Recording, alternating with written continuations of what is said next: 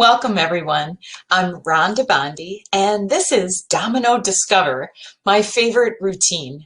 Domino Discover is an opportunity where we do just exactly like if you line dominoes up and you push them and they all fall. Once those dominoes fall, we're able to see a view that we couldn't have seen. It would be impossible to notice unless each domino had done that task of falling, right? The same thing happens in Domino Discover discussion. Each student is going to share a response with nothing else happening. Boom, boom, boom, one response after another. When we look at all of the responses shared, the collection of the shared responses, we're able to see and discover something about our learning that would be impossible to do unless we had heard from every voice in the classroom. So Domino Discover is one of my favorite routines. A key to its success is making sure that students understand why we're listening, right? We're just not going to share for the sake of sharing. We're sharing because someone else is listening for a reason. And some of the reasons that we may want to listen will increase meaningfulness in the classroom. So we're going to be listening for something important. Why is this important? Interesting. What interests us? What connections do we have with another person's response? We might be listening for something useful. How could we use some ideas from another response to build a more complete answer or to add another perspective to our thinking? So we're going to listen for a very specific reason. So what are the steps to Domino Discover? So after we say the purpose, we can get started. And the first thing is to prepare. And students will do this individually on their own. And we could write, we could draw, we could make a list, we could annotate our work. And if we're online, we might do even a 1, 2, 3 show and share. We could do domino just by sharing, but we're going to have something prepared. Maybe we're going to read it out loud, but we make sure that all students have a response to share. One rule can be that if a student isn't able to prepare, maybe they were absent on the day before when we prepared, we could have that a student changes the work with another student who is prepared, so you could repeat what somebody else said or add a new idea. So the point is to make a rule so that everyone is now prepared and everyone is ready to share. And simply each student in a small group shares their response with no other talking in between. This is a highly structured action. The teacher picks which student is going first. Usually the teacher knows. Sometimes teachers will go around a classroom and give a paper clip if you're doing in-person instruction to the person who is going to begin. And sometimes we paper clip the spot on their work that we actually want them to share, right? So we're going to structure that sharing by choosing who's going to go first. Then after the share, we have an unstructured conversation where some people may ask more, we may ask some questions of each other, students may help each other, maybe someone had a response that was incomplete, another student helps to complete it or make corrections based on their ideas. And during that open exchange, they prepare a reporter who will give a response that's representative of everyone in the group.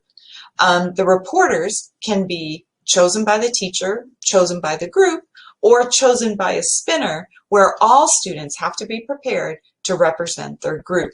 And you can do this in online breakout rooms as well as in an in-person class. Then each reporter shares the response while the teacher gathers the responses. And we can type those, record those on a board, or if you have a shared Google Doc, each group can type their response into the Google Doc, and then we can all look at the responses together. Like I said before, you can do a show and share if that's easier to do with a web camera. After we see all the responses, we're going to evaluate those with some criteria. What do we notice? Patterns, surprises, corrections, challenges. once we've done that correction of those answers, maybe done some elaboration and explanations, then all students return back to that preparation to revise their initial thinking based on now the conversation and the evaluation of all the responses from the group. While students are going backwards to revise, teachers go forward. With those group responses, we can use those to group students for the next part of the lesson, plan how we're going to clarify misconceptions that have shown up in those responses. We can provide specific instruction based on learning needs. I see all of you are not using this vocabulary word. Go back in and revise and use this word. And then we can use the responses to monitor new learning. We can come back and say, last week, this is what you said in the domino. Now, what do you think about these answers now that we've read this or learned this or done this experiment or unit?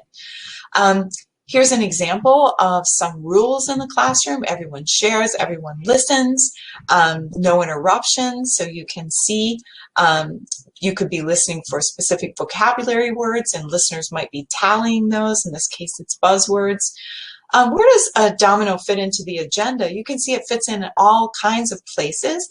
If we look here, we can actually see with the domino just fitting into the lesson. Whenever gathering responses, you want to do a formative assessment and gather responses. You want students to learn and see where their response fits into all of the responses representative of the whole class, as well as you as the teacher want to get the pulse of the whole class. What are students knowing and responding to right now? What words are they able to use to express the thinking that they're having right now? And you can see teachers of all subjects incorporating these routines right into their agendas. You might want to have vocabulary posted as well so that students can be invited to use those vocabulary words. And I have here some comments like, how are teachers using domino routines? Well, here's a great example from a teacher who emailed me who said she was able to incorporate domino without any zero extra planning. Right? And she's able to gain a real-time understanding of the students. And so we see here her pattern. The students prepared, they had some choices. They could define what is slope, what's a slope triangle, and how do you find slope, and why are the slope triangles similar triangles, right? So then after that, they did the domino share, and they came up with the most important idea about what slope means based on all the different questions that the students had answered. When she looked at those responses, and you can see them on the right, 1, 2, 3, show and share from each group, we see that students are missing key ideas. If she had gone on with the lesson, many students wouldn't have benefited from the lesson. So a domino is a very quick way to ensure that all students have the background knowledge, the vocabulary, and the schema to benefit from the lesson that's coming up.